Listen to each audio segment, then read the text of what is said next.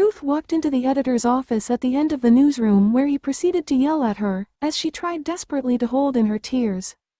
The This Morning host added, "I remember it was a big newsroom and at the end was his office with the glass window with Venetian blinds. If you wanted privacy, you could pull the blinds, but he didn't. So everyone could see it, so everyone was kind of getting their bags and coats, while gently earwigging because they all knew.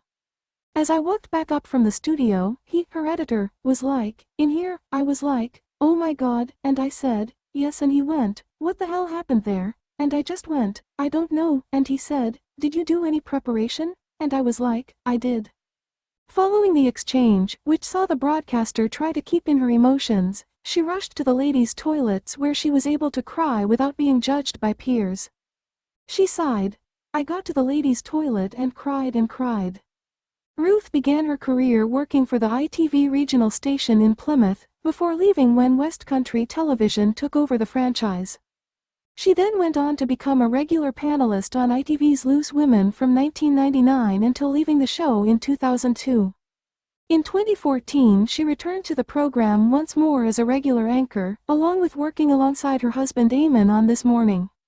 Last year, Ruth's sister Julia took her own life at the age of 62.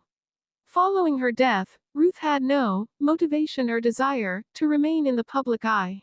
Speaking to Best Magazine recently, Ruth said, "It seemed wrong to be cheery on screen, when, inside, my heart was breaking."